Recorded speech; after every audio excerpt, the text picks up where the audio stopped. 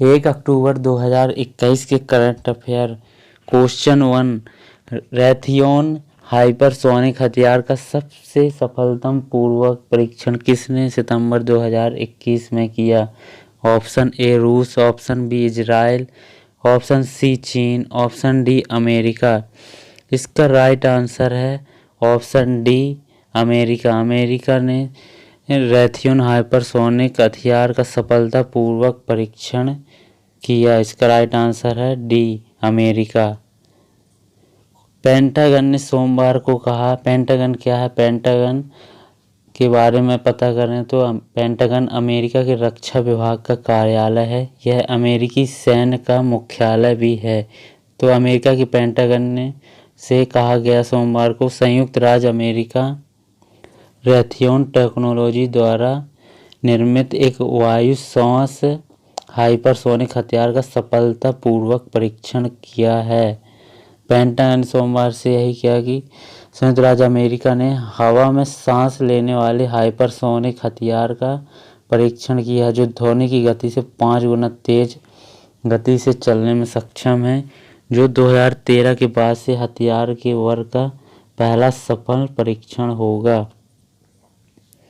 Hypersonic हथियार।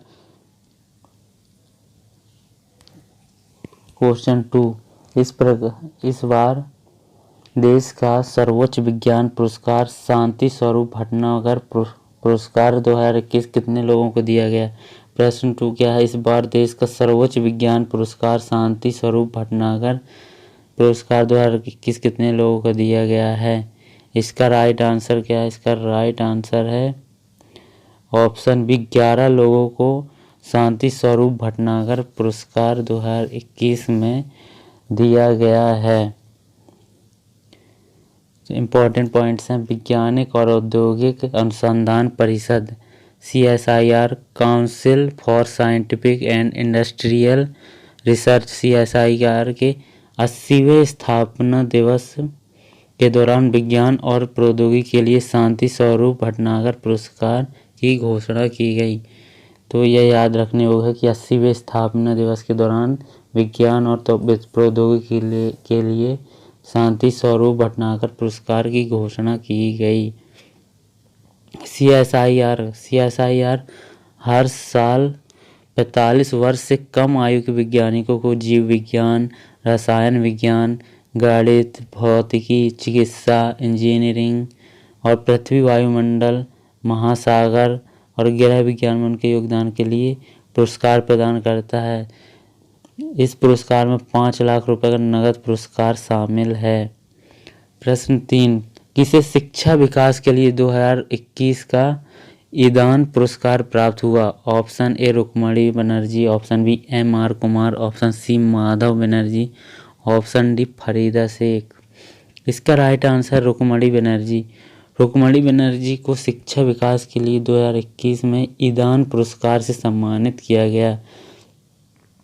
गैर सरकारी संगठन प्रथम की मुख्य कार्यकारी अधिकारी CEO डॉक्टर रुक्मणी बनर्जी को शिक्षा के क्षेत्र का सबसे बड़ा ईदान पुरस्कार दिया गया।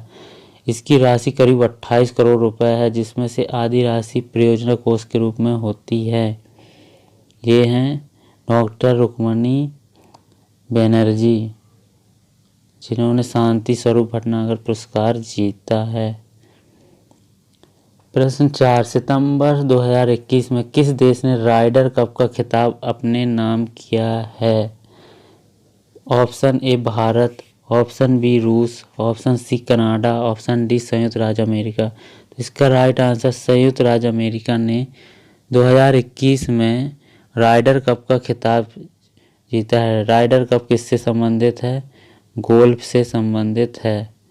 राइडर कप गोल्फ से संबंधित है। IMP question. संयुक्त राज्य अमेरिका ने नए खिलाड़ी कॉलिन मोरिकोवो के 19 पॉइंट से जीत हासिल कर फाइनल और पॉइंट में जीत हासिल की। राइडर कप में 2021 का राइडर कप जीत लिया।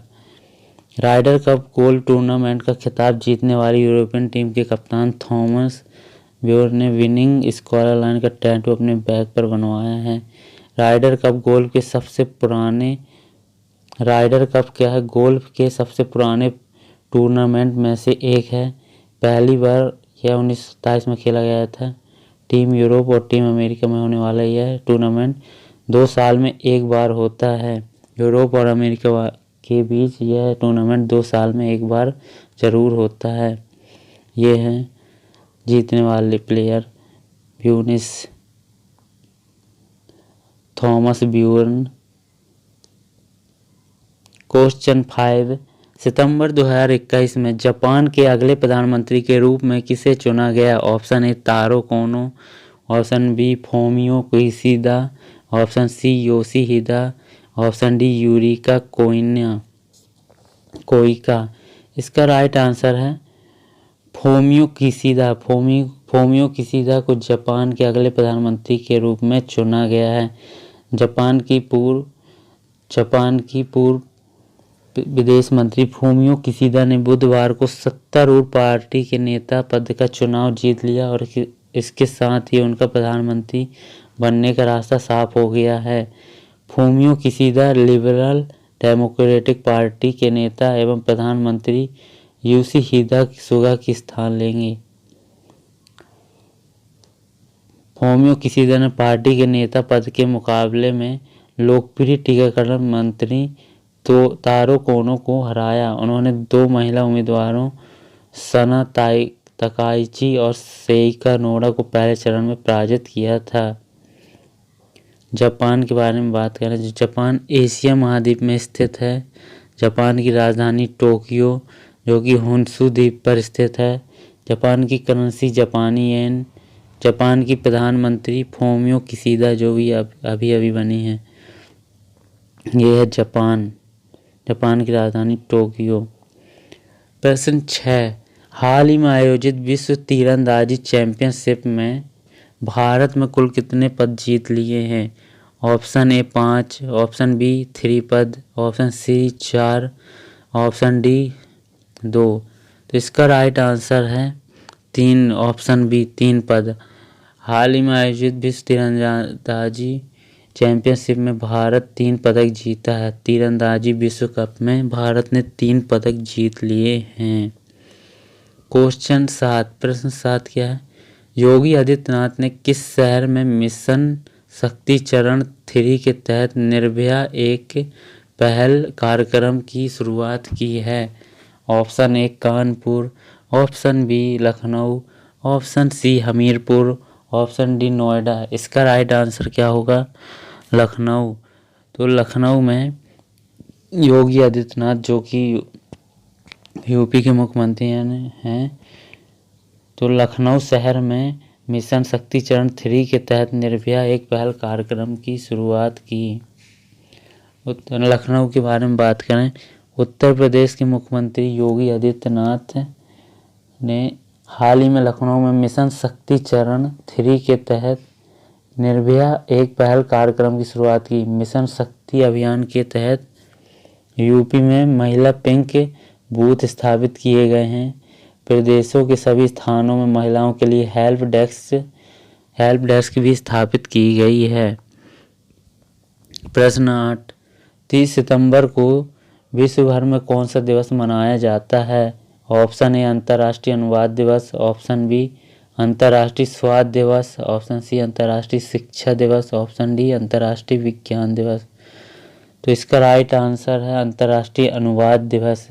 30 सितंबर को विश्व भर में अंतर्राष्ट्रीय अनुवाद दिवस मनाया जाता है। अंतर्राष्ट्रीय अनुवाद दिवस के बारे में, 30 सितंबर को विश्व भर में अंतर्राष्ट्रीय अनुवाद दिवस मनाया जाता है। यह दिवस सेंट जेरोम के पर्व पर मनाया जाता है। सेंट जेरोम के पर्व पर मनाया जाता है। बाइबिल अनुवादक जिसे अनुवादकों के संरक्षक संत माना जाता है। बाइबिल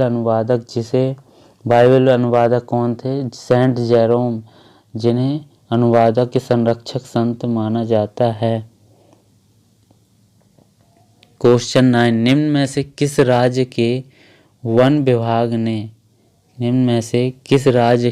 विभाग ने राज्य के पहले पामेटम का उद्घाटन किया? Option A Kerala, option B Gujarat, option C Bihar, option D Uttarakhand. तो इसके राइट आंसर है उत्तराखंड। उत्तराखंड में वन विभाग ने राज्य के पहले पोमेटम का उद्घाटन किया है। उत्तराखंड के बारे में बात करें तो उत्तराखंड के नैनीताल के हल्द्वानी क्षेत्र में विकसित राज्य के पहले पामेटम का उत्तराखंड वन विभाग ने उद्घाटन किया है। यह पामेटम उत्तर भारत में सबसे बड़ा है, जिसमें ताड़ की 110 प्रजातियां शामिल हैं। इसे 3 एकड़ के क्षेत्र में स्थापित किया गया है। उत्तराखंड की बात करें तो उत्तराखंड के मुख्यमंत्री क्या हैं? पुष्कर धामी। उत्तराखंड के मुख्यमंत्री क्या हैं? पुष्कर धामी। उत्तराखंड की राजधानी देहरादून शीतकालीन राजधानी है और उत्तराखंड की दूसरी राजधानी गैरसैंण ग्रीष्मकालीन राजधानी है। क्वेश्चन 10, जमीन से हवा में मार करने वाली सरफेस टू एयर हवा सतह से एयर में वार करने वाली आकाश प्राइम मिसाइल का सफल परीक्षण किसने किया? जमीन से हवा में मार करने वाली आकाश प्राइम मिसाइल का सफल परीक्षण किसने किया है? Option A ISRO, option B DRDO, option C NASA, option D झांसा। इसका राइट आंसर है ऑप्शन बी DRDO ने हाल ही में जमीन से हवा में मार करने वाली आकाश प्राइम मिसाइल का सफलतापूर्वक परीक्षण किया है। तो इम्पोर्टेंट पॉइंट क्या है? जमीन से हवा में मार करने वाली सरफेस टू एयर आकाश मिसाइलों के बेड़े में एक नई घातक मिसाइल का नाम जुड़ा है। इस नई मिसाइल का नाम है Akash prime. DRDO defence research and development.